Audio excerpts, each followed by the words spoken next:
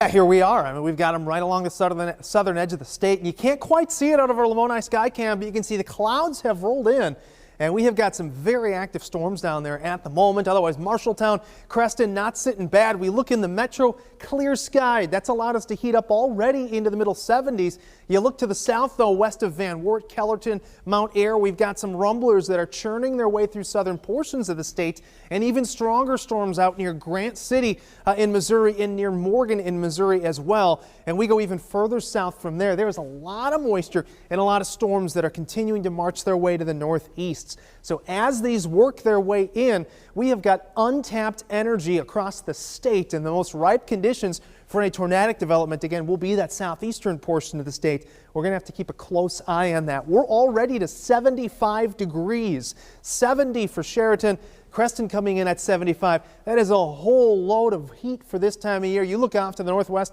cold not far behind. We'll talk about that in a second here, but look at the dew points. This is just moisture-loaded air to the south, 64 for Sheridan. That's midsummer form. And we have got winds right now. You can see that area of low pressure off to the northwest. As we get further to the east, those winds take on more of a southeasterly component. That creates some of the spin necessary in the atmosphere for those tornadoes to form once those storms roll over that neck of the woods. So as we head throughout the day, again, that prime time is going to continue to be into the afternoon hours here. Again, we're starting to see those bleed over the Missouri border into southern Iowa right now, but we're going to continue to ramp up the intensity of these storms. This is just the initial shortwave with this system. We'll have a line of storms that'll fire up just to the west of 35 later on in the day. So your hour by hour is going to track out these storms, but keep your eye off to the west here too.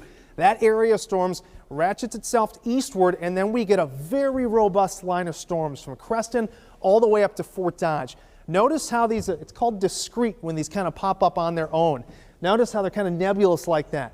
If they stay like that, that's where we have the large hail potential and the best potential for any tornadic development. This is going to eventually turn into a line of storms as it marches its way eastward. We'll lose some of that hail threat, and we'll keep a damaging wind threat. Could see gusts of around 80 miles an hour, and we could see embedded tornadic activity in that as well. So zooming out a little bit further here, watch that initial batch. Again, we'll have to keep a close eye on any of these storms that cross the Missouri border for tornadic development. And then we get that secondary wave just west of 35 that forms. That's going to continue to march eastward. 4 p.m., that's pretty much mirroring 35. If you have plans to head north on 35, east on 80 today, you could be really driving yourself into a bad situation if you're not careful here. So that area of storms, again, goes all the way up into the Minnesota border, all the way down towards Burlington, Keokuk area, and works its way out of here. Look what's behind it. We have got snow to the tune of several inches moving in behind that. You couple that with the wind that we'll have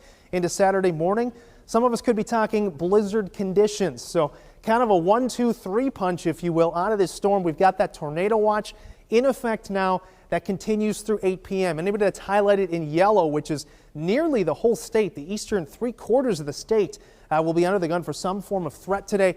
And you can see damaging wind threat increases as we head to the east, as does the tornado threat. That area highlighted in purple, again, that's the high risk area as well. This is the first time we've had one of those in 9 years, so a significant weather situation is going to be playing out today.